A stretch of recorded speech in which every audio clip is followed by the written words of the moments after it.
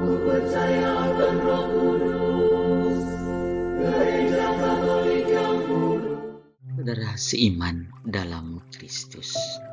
Pada kesempatan ini, saya ingin membagikan kisah hidup orang kudus yang bernama Santo Cyrillus, seorang pertapa dan dikenal sebagai rasul bangsa Slavia. Namun sebelum saya membagikan kisah hidupnya, saya ingin membagikan pandangan gereja Katolik dalam menghormati orang kudus. Bahwa orang kudus dalam gereja Katolik adalah para tokoh gereja yang sudah meninggal, karena selama hidupnya, selain ia membaktikan seluruh hidupnya untuk kemuliaan Allah, berusaha hidup suci, tetapi juga berjuang membela imannya, yaitu iman kepada Yesus Kristus.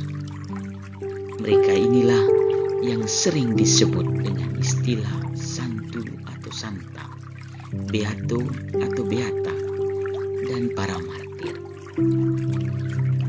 Dan para suku orang kudus ini selain berasal dari para golongan para imam, biarawan atau biarawati, juga mereka dari golongan awam yang berhasil mempertahankan imannya dan meraih kesucian dalam hidupnya. Dan inilah kisah hidup salah seorang kudus, yaitu Santo Cyrillus.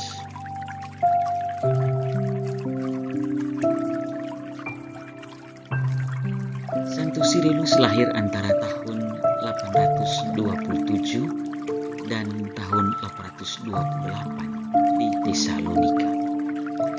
Ia memiliki nama kecil Konstantinus. Ia adalah anak bungsu dari 7 bersaudara. Setelah ia menjadi rahib di Roma, ia menggunakan nama Cyrillus. Ia adalah santo yang dihormati oleh umat Kristen Ortodoks dan Katolik Roma.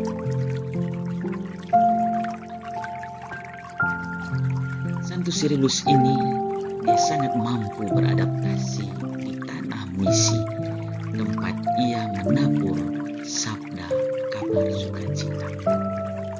Selain bisa beradaptasi, ia juga dikenal melalui karya-karyanya, seperti kemampuannya yang luar biasa dalam menyusun alfabet glagol yang pertama kalinya digunakan dalam menulis bahasa Slavonia gerejawi kuno. Dengan kecerdasan itulah menjadi sarana pewartaan kabar sukacita Yesus Kristus pada masyarakat lokal. Ia juga mampu menerjemahkan kitab suci dan liturgi gereja dalam bahasa setempat, sehingga pewartaannya mudah dimengerti, dipahami, dan diterima oleh masyarakat lokal.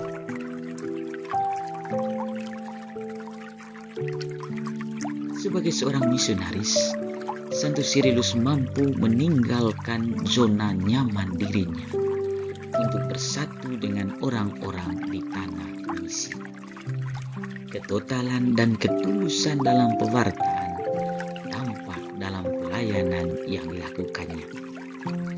Ia memiliki motivasi yang kuat dan fokus dalam mewartakan kabar sukacita. Ia meyakini bahwa pewartaan yang baik selalu membuahkan hasil yang baik pula. Inilah yang dilakukan oleh Santo Cyrillus selama ia berada di tanah misi.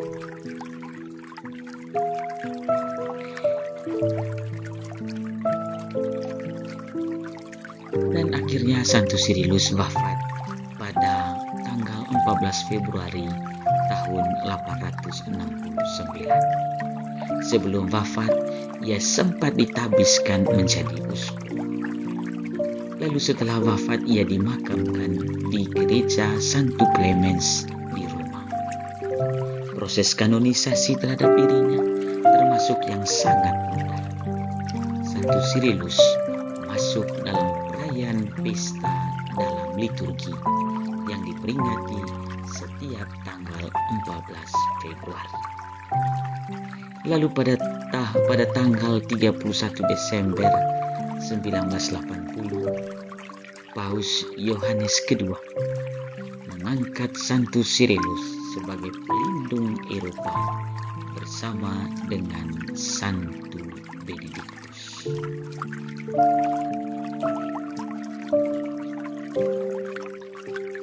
Saudara seiman yang terkasih, dari kisah hidup Santo Sirilus kita bisa belajar bagaimana memberi makna dalam pelayanan dan hidup. Kebermaknaan hidup terjadi ketika seseorang bisa berguna bagi sesama. Keterampilan dan kecerdasan hendaknya tampak dan berbuah bagi orang-orang di sekitar kita. Setiap dari kita diajak untuk berbuah, baik dalam perkataan maupun perbuatan. Tuhan